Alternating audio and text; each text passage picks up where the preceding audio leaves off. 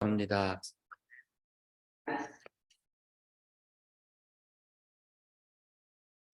엊그제 제가 뉴스를 보니까 이태원 참사 희생자 분향소에 어떤 분이 와서 대통령과 서울시장이 갖다 놓은 화환을 바닥으로 내동댕이 친 그런 기사가 떴더라고요.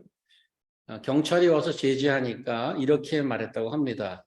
왜 그날도 이렇게 맞고 제지하지 못했어요? 어떻게 저 많은 애들이 걸어다니다 죽을 수 있어요? 이 기사에 이분에 대한 안 좋은 댓글이 하나도 없었습니다. 사람들이 그 부모 마음을 다 이해하는 거죠. 정말 어처구니 없이 희생당한 자녀를 보내는 부모 마음이 어떻겠습니까? 대통령이고 뭐 서울시장이고 뭐가 무섭겠어요. 요즘 우리가 보고 있는 베드로서의 그 베드로의 마음과 좀 유사하지 않나 하는 생각이 들었습니다. 베드로는 지금 상황에 무슨 엄중한 조치를 취해야 된다고 점잔을 떨 겨를이 없습니다. 베드로의 눈에는 이리떼가 양무리 사이에 돌아다니고 있는 상황입니다. 당장 가서 때려잡아야 하는 그런 상황이죠. 지난주에도 말씀드렸습니다만 그래서 베드로의 표현 수위가 상당히 높다고 했습니다. 제가 쉐어 스크린을 좀 하도록 하겠습니다.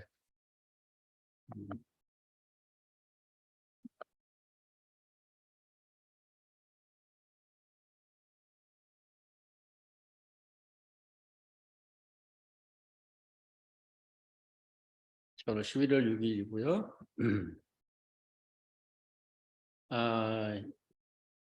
이게 그 지난주 거고요. 자, 여기 오늘 본문인데요. 보시면 12절 본래 잡혀 죽기 위해 태어난 지각 없는 짐승. 그다음에 16절 보면 미친 행동이라는 표현도 쓰고요. 17절은 좀 시적인 표현이긴 하죠. 물 없는 샘, 광풍에 밀려가는 안개. 그다음에 22절에 가면 다시 심한 표현이 등장합니다. 속담을 이용하면서 개가 토하였던 것에 돌아가고 돼지가 씻었다가 그 더러운 구덩이에 도로 누웠다. 그런 자들이라고요. 아마 성경에 좀 이런 말들이 다 기록되어 있구나 하고 놀랄 분들이 계실지 모르겠습니다만은 베드로는 지금 성경에 기록할 거룩한 원고를 부탁받고 쓰는 게 아닙니다. 완전 실상황인 거죠. 오늘 본문에 등장하는 거짓 선생들이 무슨 머리에 뿔 달리고 뭐 삼시창 듣고 이빨을 드러내고 뭐 그렇게 사악하게 생긴 그런 사람들인가요? 완전 그 사회에서 내놓은 자들인가요? 그렇지 않습니다. 이미 언급드렸듯이 이들이 교회 다니고 있는 멤버란 말이에요. 그게 더 어려운 겁니다. 보통 사람들의 눈에는 잘 안 보이기 때문에 속을 수 있습니다. 그래서 베드로가 이렇게 흥분하는 거죠. 하나님의 영을 가진 사도의 눈에 그런 거짓 선생들, 거짓 그 리더들의 존재가 얼마나 공동체와 커뮤니티에 해가 되는지 보이는 겁니다. 그가 그래 소아시아에 흩어져 있던 초기 크리스찬들에게 보낸 편지가 빨간 등이고 사이렌입니다. 당시 거짓 선생들은 즐기고 노는 것을 좋아하고 사람들을 유혹해서 자기 편으로 끌어들입니다. 뭐 인생을 즐기고 노는 게 뭐 큰 잘못인가요? 우리 가요에도 노세 젊어서 노세. 뭐 그거하고 비판하는 분이 있지만 힘 있을 때 놀아야 된다. 하지만 이 자들에게 건강한 놀이 문화는 없습니다. 14절 보시면 이렇게 되어 있죠. 음심이 가득한 눈을 가지고 범죄하기를 그치지 아니하고 굳세지 못한 영혼들을 유혹하며 탐욕에 연단된 마음을 가진 자들. 음란하고 욕심 많고 부도덕하고 범죄를 저지르는 저주의 자식들입니다. 18절에도 자기 자랑을 입에 달고 다니고 믿음이 약한 자를 음란한 것으로 유혹하는 자. 왜 이렇게 됐을까요? 이들이. 15절 보십시오. 15절 보면 그들이 바른 길을 떠났기 때문에 그렇습니다. 20절, 21절 제가 한번 볼게요.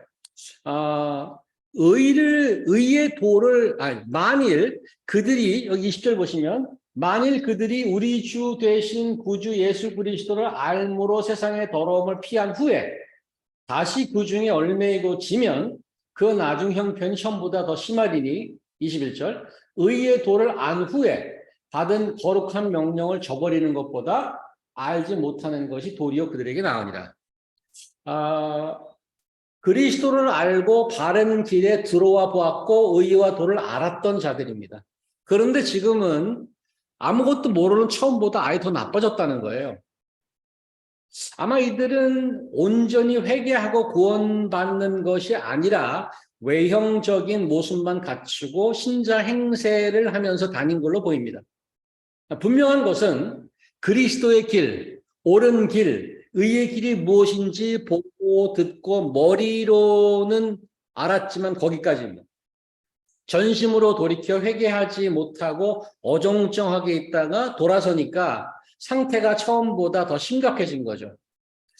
우리 예수님께서 아마 이런 상태에 대해서 경고의 말씀을 주셨던 걸 기억하십니까? 땅에 비유해서 이런 말씀을 하셨죠. 인서병제 좀 읽어주시죠. 또 이르시되 너희가 이 길을 알지 못할 텐데 어떻게 모든 길을 알겠느냐. 우리는 자는 말씀을 듣는 것이라.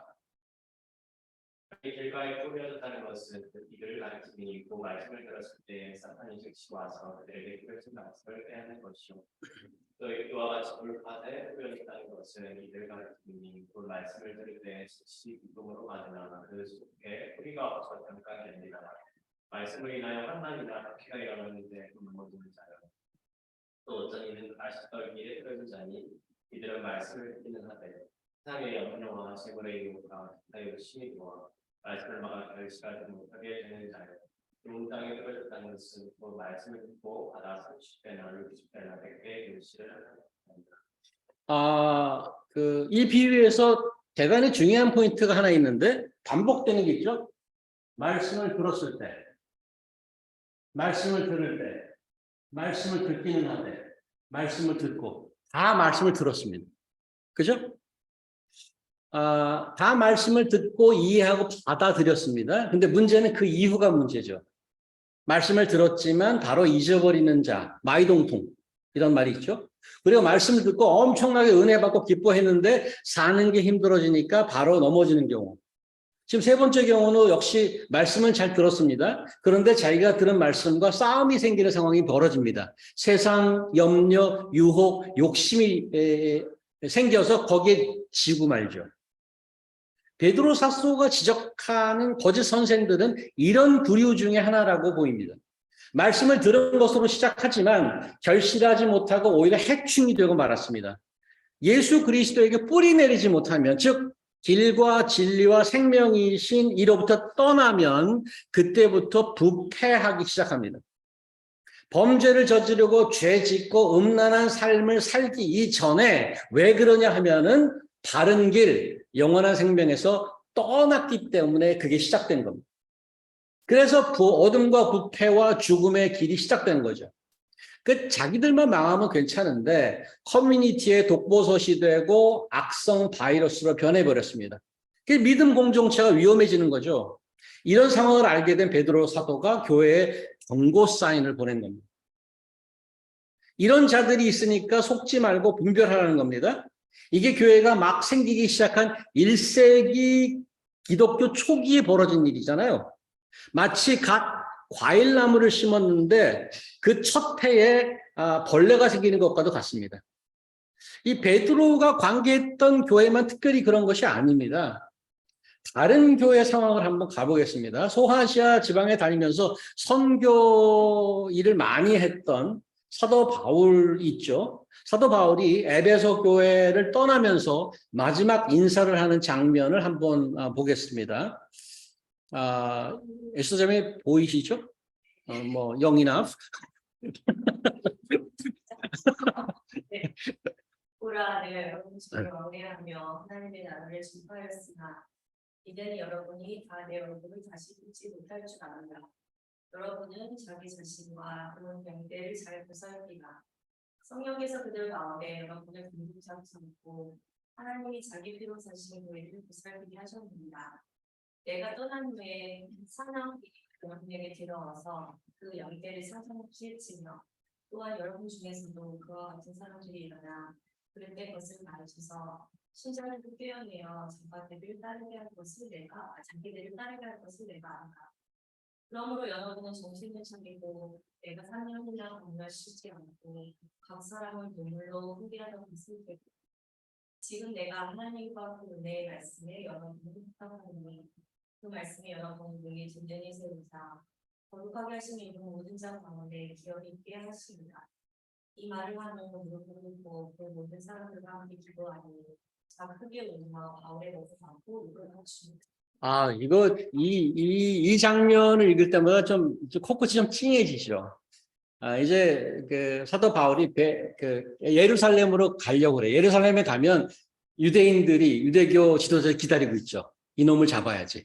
그러니까 자기가 어떻게 될지 모르는 거예요. 그래서 앞으로 당신들 더 만나지 못할 게 아주 확실하다. 그래서 마지막 부탁을 한 장면이에요. 굉장히 이모셔널한 장면인데 여기 충격적인 건 뭔가 하면 내가 떠나는 후에 사나운 이리가 여러분에게 들어와서 양떼를 사정없이 해칠 거다.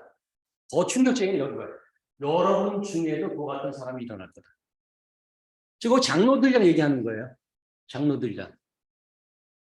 에베소 교회의 배경을 좀 기억하십니까? 사도행전 보시면 에베소 교회가 무슨 일이 있었나요? 그 사도행전 쭉 보세요. 각 교회마다 벌어지는 일이 있잖아요. 기억나는 사건이 있어요? 에베소라는 지역에 가장 특징적인 거.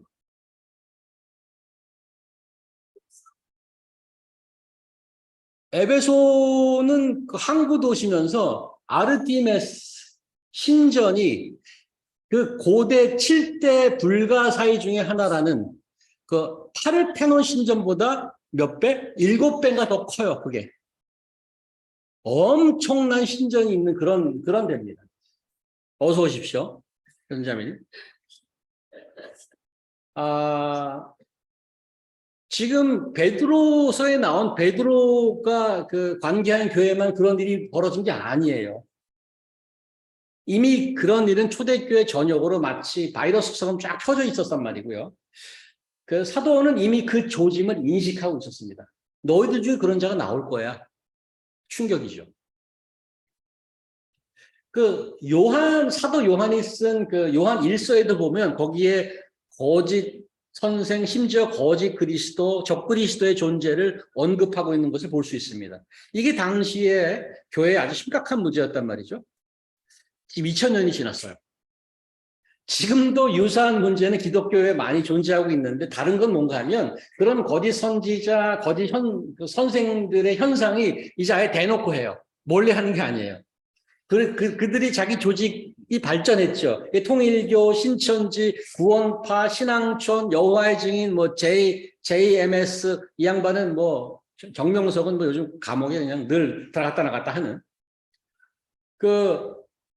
아예 대놓고 다 성경에서 시작해. 성경 갖고 얘기하는 거예요. 근데 오늘 베드로후서에 나와 있는 위험하고 사악한 일들이 실제로 지금까지 벌어지고 있어요. 그런데 많은 경우에 그런 폐해를 이제 우리가 다 드러나 있고 주의하기 때문에 조금만 정신을 차리면 그런데 빠지지 않을 수 있습니다. 문제는 거짓 가르침이 이제 교회나 이단에만 있는 게 아니라는 데가 그게 문제예요. 무슨 말인가 하면 교회 밖에도 우리를 공격하는 거짓된 것들이 분명한 모습을 드러내지 않고 있어서 거기에 우리가 피해를 받는지 안 받는지 모르는 상태에서 분별하는 어려움이 있다는 거예요. 우리 교회에는 그런 문제가 있을까요? 예, 저만 정신 차리면 됩니다. 저만. 그런 분들 없습니다. 그럼 오늘 말씀을 어떻게 우리 삶에 적용할 것인가?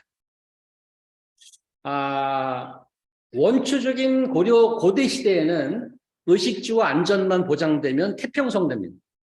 중세에는 종교가 권력인 시대였는데 거기에 반발해서 종교 개혁이 일어나죠. 그리고 문예 부흥과 르네상스가 뒤따릅니다. 같은 말이죠. 그리고 산업혁명을 거치면서 초월적인 슈퍼내추럴한 릴리전, 종교는 이제 쇠퇴하고 인간 이성이 깨어나고 인본주의가 세계관이 되고 기본적인 가치관이 되어버렸습니다.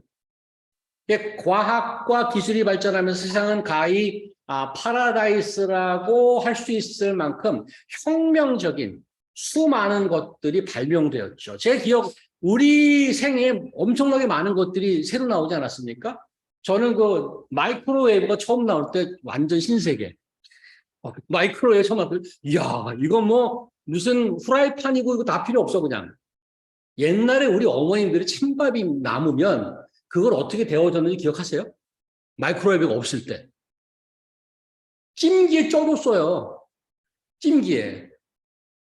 그거를, 그 찜통에 넣고, 거기다가 무슨 받치고, 거기다 해서 찜기. 그래서 데워준 밥은 항상 물기가 많았어요. 그래서 별로 안 좋아했어요, 저는.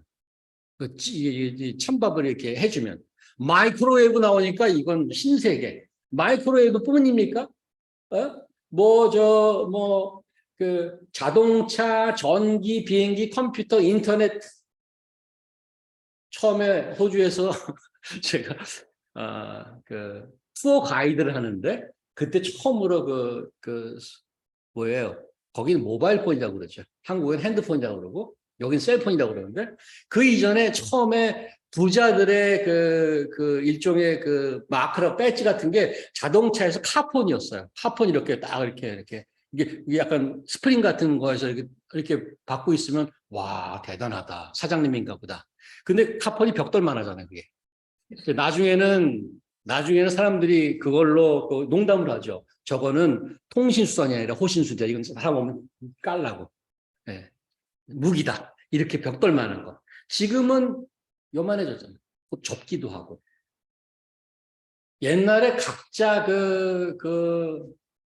전화기를 한 사람이 하나씩 갖고 있다는 것을 사실은 그 옛날에는 제가 상상하지 못했어요. 왜냐하면 옛날에는 동네에 전화 하나 있던 데가 많았어요. 동네에. 그러면 동네에서 전화가 바깥에서 오면 부르죠. 마이크로 부르잖아요. 양촌님, 김서방 전화 왔어요. 그럼 뛰는 거예요. 그때부터. 뛰는 거죠. 전화 받으면. 지금은 한 사람이 2개씩 갖고 있어. 어떤 사람이. 그것도 모자라서 요즘에는 폰 하나에 전화번호 2개 넣는 기술이 발달했다고 그러더라고요. 그게 나왔대요, 벌써. 그래서 우리가 과거 영화에서나 보았던 것 실제 우리 삶에 들어와 있고 뭐잖아. 아마 제가 살아생전에 나올 것 같아요. 제 로망은 여기 맨하탄에 차를 몰고 다니니까 너무 갖기 힘든 거예요. 무인 자동차가 나오면 좋겠어요. 그냥 이게 랩으로 불러서 타고 가서 그냥 내리면 그냥 파킹 필요 없이. 무인 자동차 나오면 좋겠어요. 네. 물론 뭐 사고도 좀 나겠죠. 그다음에 나르는 택시. 요즘은 나르는 택시의 아마 전 단계 같은데 드론이 뭐 딜리버리 많이 한대. 중국 같은 데는 뭐 스타벅스를 드론이 딜리버리 한다고 그래요. 직원이 그 건물 앞에서 기다리고 있대요. 그거 받아서 건물 안에까지 들어가기 힘들죠. 그러니까 지금 나르는 택시 뭐 우리가 죽기 전에 나오지 않을까 싶어요. 뭐 드론은 그것뿐입니까? 전쟁과 뭐 다른 많은 사업에 활용되고 있죠. 그러니까 사람들은 똑똑해지고 정보는 넘쳐나고 할 수 없는 것이 없을 정도의 세상이 되었습니다. 파라다이스죠. 정말인가요? 그래서 우리가 모두 행복한 삶을 살고 있나요? 현실은 얼마나 우리의 생각과 이상보다 굉장히 차이가 납니까? 얼마나 많은 이들이 지금 이 시간에도 전쟁과 사고로 죽어가고 있죠. 얼마나 많은 자들이 과거에 들어보지도 못했던 뭐 공황장애. 공황장애는 옛날에 무슨 공항에서 무슨 사고가 난다 처음에 들었을 때 그렇게 공황장애가 뭐지? 공항에 가면은 뭐 이상한 게 생기는 건가? 자폐증, 분노 조절 장애, 우울증. 얼마나 많은 분들이 괴로워하고 있어요. 그러면 그런 환자만 빼면 나머지는 다 행복한가요? 천국인가요? 세상에 문제가 전혀 없나요? 몇 년 전 한국을 방문할 때 그 비행기 착륙할 때 그 착륙 직전에 제가 사진처럼 기억하는 것이 있습니다. 비행기가 지상으로 이제 점점 가까이 오니까 이게 보잖아요, 이렇게. 다 왔구나 보는데 고도를 낮추면서 오는데 깜짝 놀랐어요. 도시는 안 보이고 서울 시내 불이 나는 거예요. 완전 시꺼먼 연기가 꽉 차 있어 그냥. 그래서 와, 저 어떡하지? 내릴 수 있나? 근데 계속 비행기 내려가요. 그 연기를 뚫고 내려가는 거예요. 뚫고. 그래서 지금 어디서 불이 났나 봤더니 착륙할 때까지 불을 발견하지 못했어요. 근데 불 난 게 아니에요. 알고 보니까 시꺼먼 연기가 불 난 게 아니고 도시 전체가 매연과 공해를 꽉 차 있던 거예요. 그게 얼마나 심했는지 전 불 났는 줄 알았다니까요. 내려가면서 조금씩 보여요. 지상 조금씩. 모든 사람이 그 공해 속에서 그냥 살아가고 있는 거죠. 무슨 생각이 들었나? 아, 이렇게 살다가 서서히 죽어가는 거구나. 이 공기 안에서. 얼마나 공기가 심하고 탁했으면은 불난 것처럼 보여요. 하늘에서 보면. 거짓 선생, 거짓 선지자, 우리 눈에 잘 안 보입니다. 그런데 우리가 사는 세상은 공해와 매연으로 가득 차 있어서 서서히 죽어가는지 모른단 말이에요. 우리를 죽이는 공해와 매연이 뭐죠? 그것을 분별하지 못하면 그냥 그 속에 괜찮은 줄 알고 서서히 죽는 줄도 모르고 사는 것이란 말이죠. 그게 뭐죠? 성경 전체에서 계속해서 경고하고 있는 게 뭔가 하면 아이돌입니다. 우상. 아니 지금 요즘 시대 무슨 뭐 여러분 중에 혹시 목각이나 동상 집에 놓고 이렇게 절하는 분 혹시 계신가요? 지난 열왕기상에 보았던 고대 이스라엘 백성들은 실제로 바알신, 조각신들 있죠. 그 다음에 아세라상 앞에 제사를 드리고 했습니다. 십계명이 분명히 얘기했잖아요. 나 위에 다른 신을 섬기지 마라. 너를 위해 새긴 우상을 만들지 말라. 첫 번째 나와요, 아예. 요즘 세상에 우상이 어디 있어요? 누가 가서 절하고 그래요. 중국 식당 가면 그런 게 있긴 하더라고요. 베트남 식당 가면 그 앞에 조상신 모셔놓고. 약간 미개한 것으로 보잖아요, 우리. 그래서 이러한 우상은 다 옛날 얘기인가요? 현대 우상을 잘 이해하고 정리하고 있어야 됩니다. 혹시 이런 노래 들어보셨나요? 저 세대 모르는 분도 있을지 모르겠는데 혜선자매가 알면 다 알 텐데 이 노래를 누가 아나요? 가사가 굉장히 강렬하지 않습니까? 굉장히 직접적이죠. 역시 혜선자매는 세대가 다르군요. 우리 세대 말고 제 세대 디바가 불렀죠. 제 세대의 디바. 60년대. 저보다도 이제 연배가 높으신 분인데.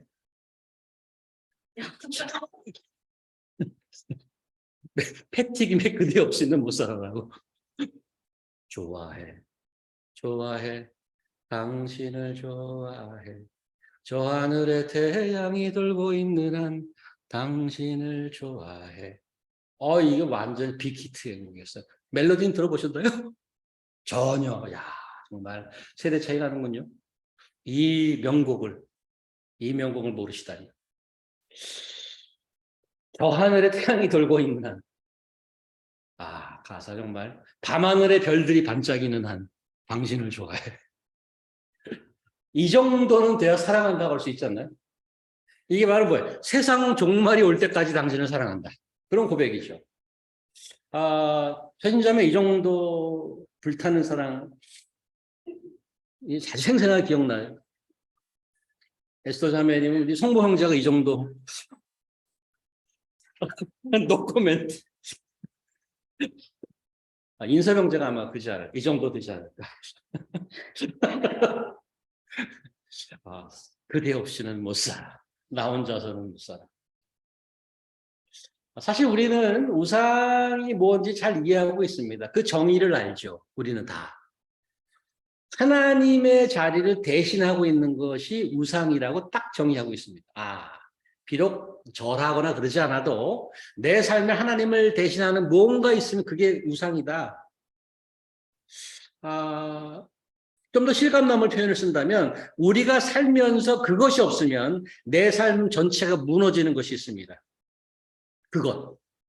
나를 붙들고 있는 그것. 그게 나의 구원자고 나의 신이고 나의 궁극적인 인생의 존재 이유인 거죠. 패튀김에 그대 없이는 못 살아 노래 가사로 본다면 여기서는 남녀 간의 로맨틱한 사랑이 우상입니다. 왜냐하면 그 사랑이 없으면 무너지니까. 우상이란 기본적으로 아주 사악하고 나쁜 것이 아닙니다. 놀랍게도 우상은 대부분 좋은 것들이에요. 뜨겁게 사랑하는 게 뭐가 나빠요? 얼마나 멋져요. 나 미친 사랑 한번 해보고 싶다. 이런 분들 계시잖아요.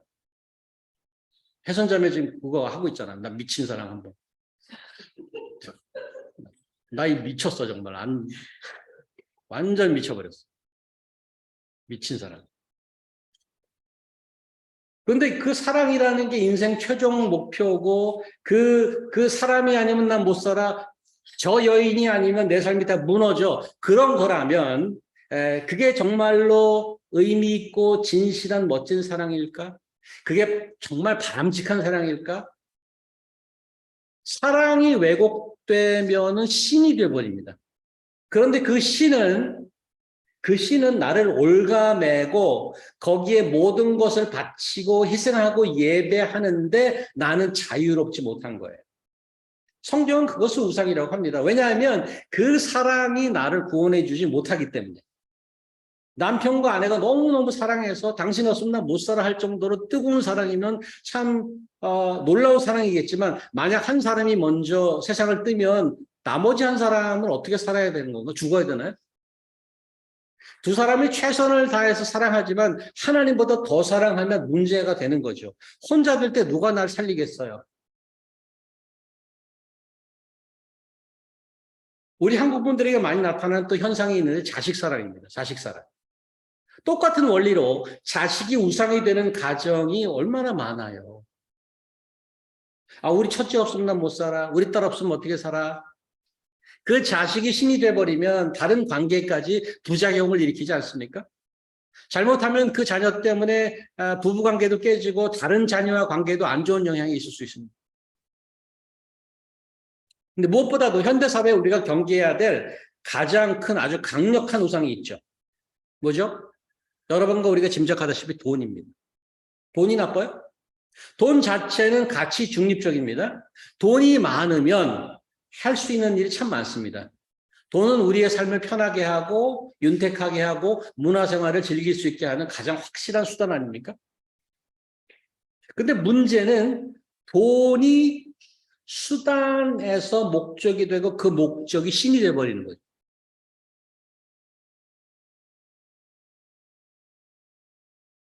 돈을 많이 벌어서 쓰려고 하는데 어느 순간인가 돈이 나를 쓰고 있어요.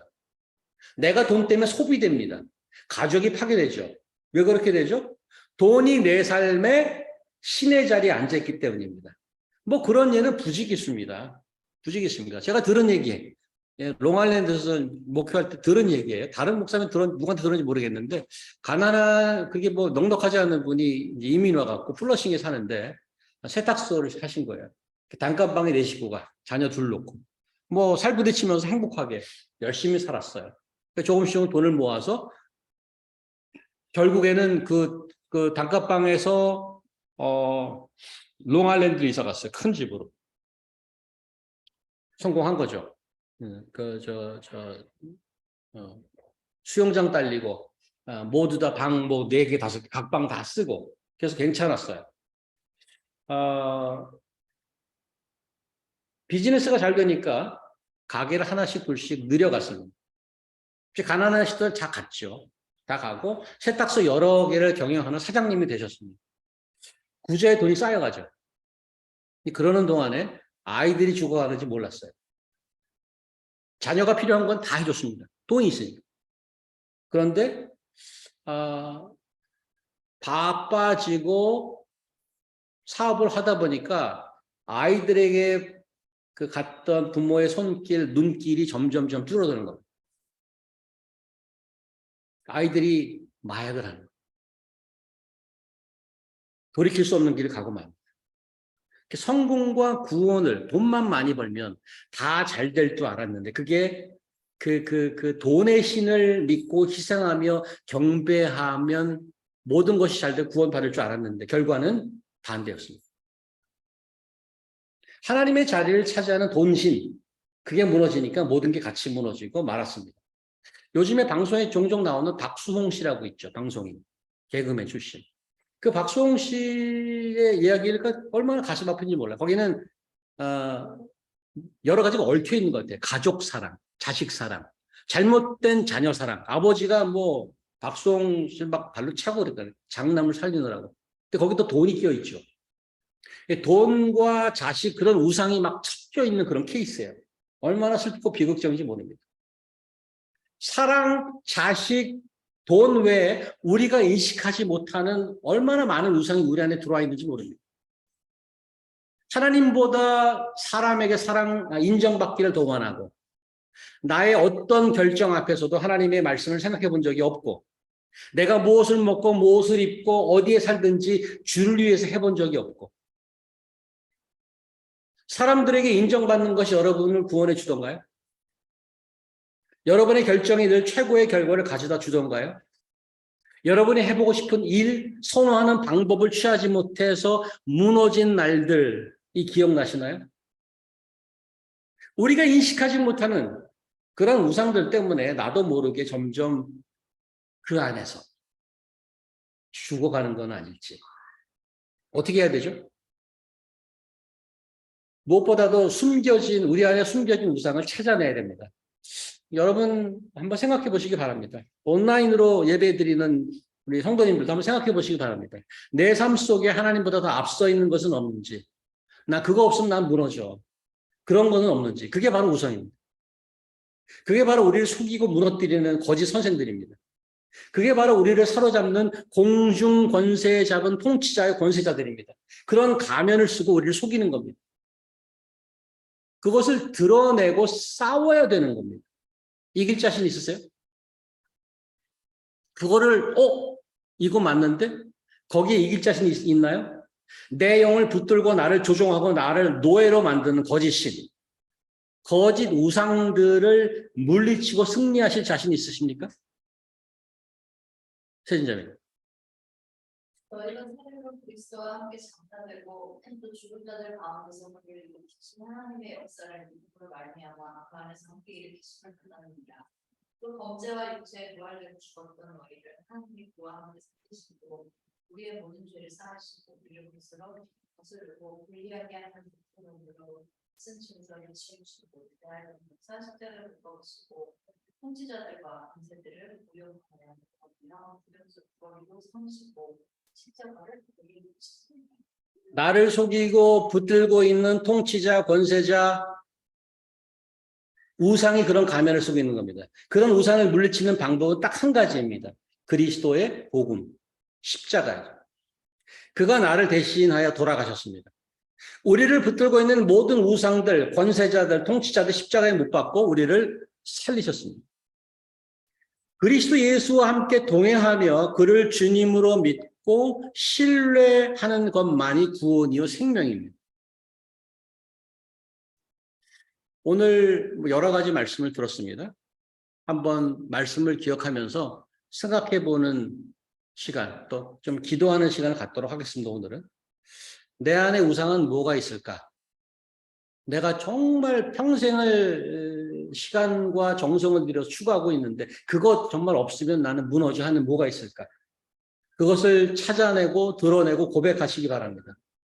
그리스도 십자가에 모든 것을 내어놓고 다시 복음 안에 자유하게 해달라고 기도할 수 있길 바랍니다. 이제 음악을 좀 줄 텐데요. 조용히 기도하시면서 묵상하면서 기도할 수 있기 바랍니다. 제가 이제 적당한 시간에 마무리하도록 하겠습니다. 기도하겠습니다.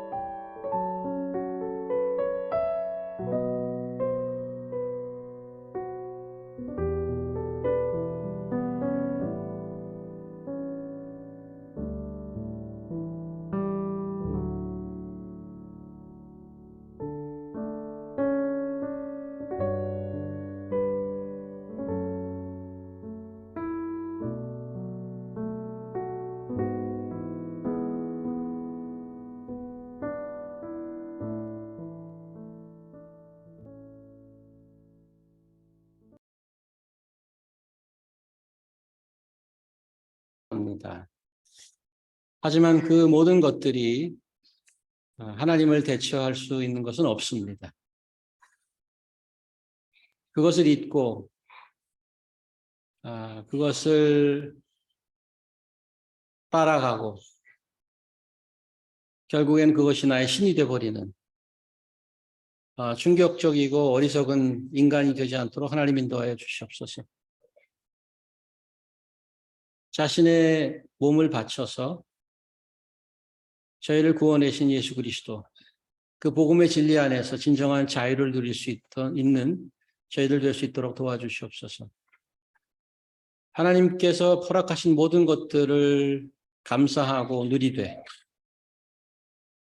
하나님의 권위 아래 두고 하나님이 온전히 우리 삶에 이 온 우주의 주인 되심을 증거하며 살아가는 저희들 되게 인도하여 주시옵소서. 예수님 이름으로 기도합니다. 아멘.